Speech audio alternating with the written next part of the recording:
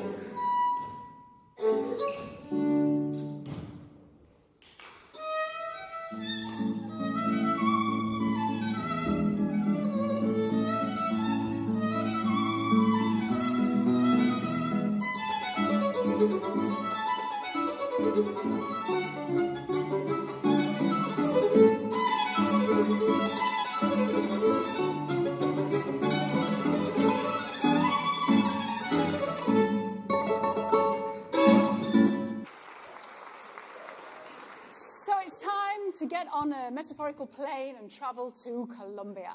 Our first composer from over there is called Lucas Saboya. And we're going to hear, or if you're reading the program notes, that name, Saboya, a lot, because they're involved in some way with a lot of the pieces today. Lucas and his two brothers are absolutely passionate about promoting Colombian music. And between the three of them, they've written dozens and dozens of pieces over the last 20 years and arranged even more. So the first piece from Lucas Saboya is called Olive-Colored Eyes.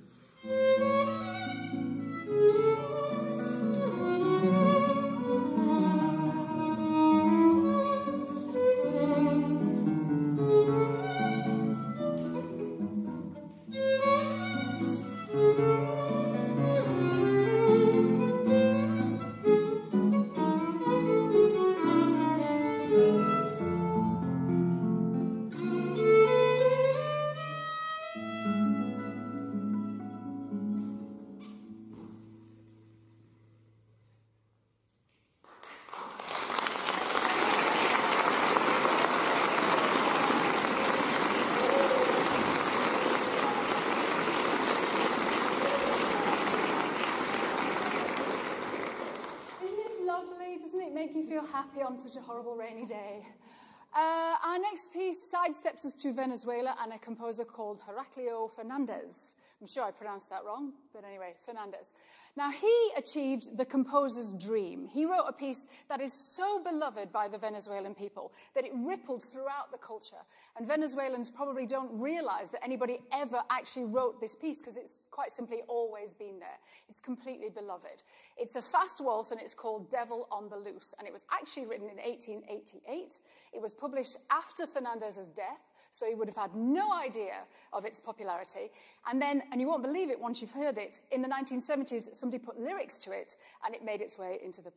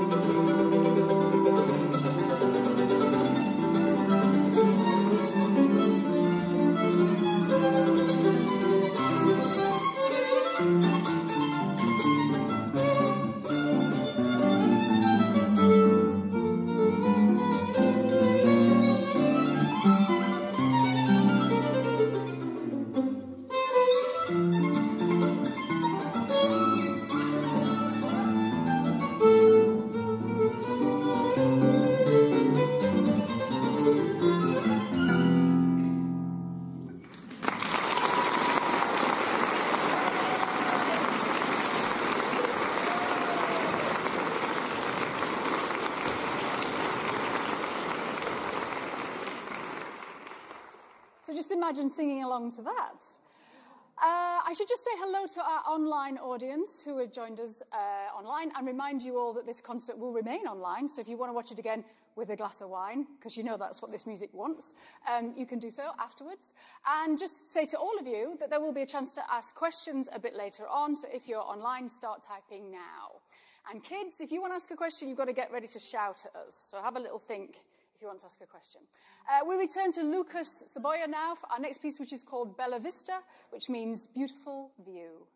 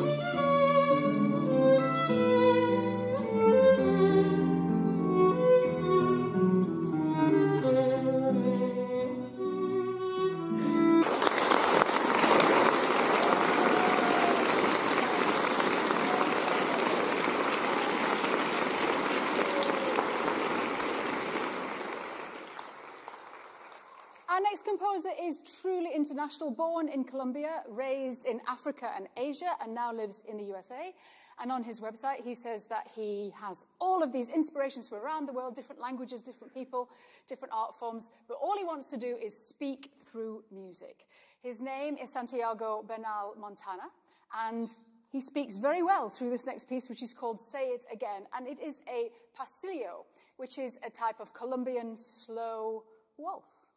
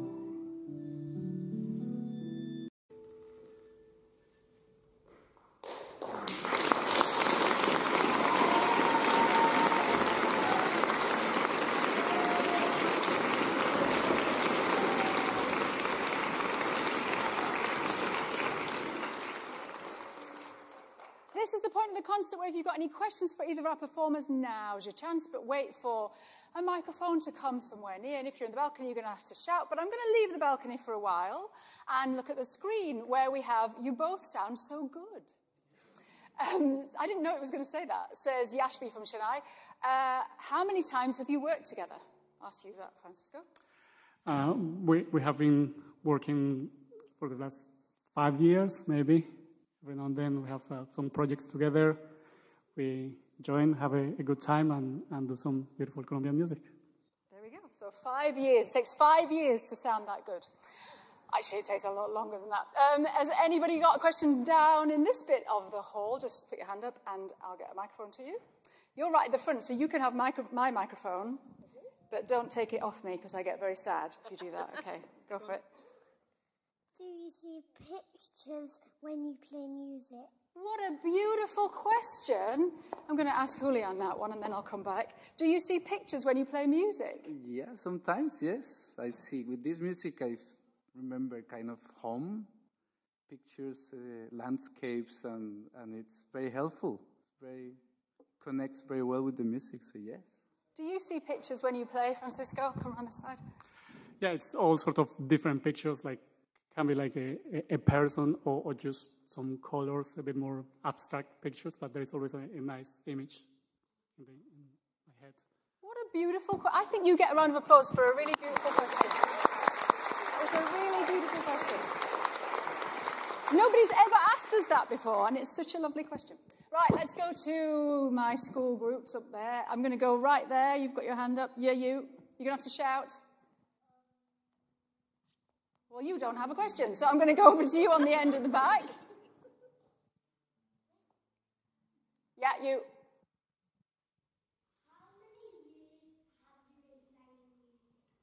Brilliant question. How many years have you been playing music for, Francisco? 30, 35. No, which is weird, because you're only 22, aren't you? So that's really difficult. How many years have you been playing for? Yeah, like 28, maybe 29. There you go. Great question. Anybody down here? Okay, let's go to my friends over there. Yeah, go on, you. Yeah. Okay, so this is the classic, right?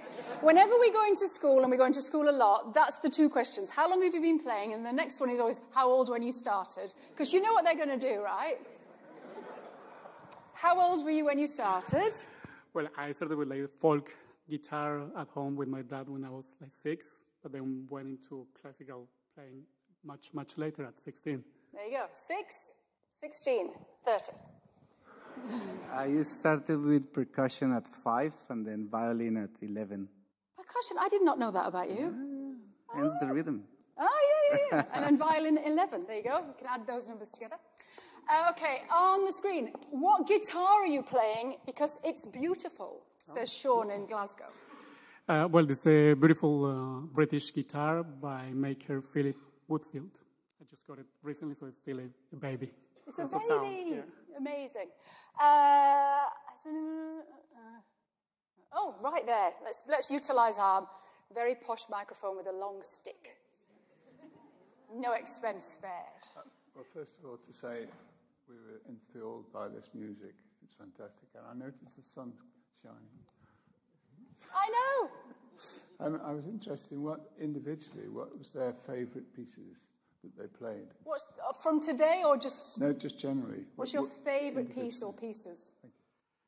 Well, just the last one that we played, Dilo Otra Vez. I think it has like a nice connection between both instruments, and it's very expressive and beautiful melody.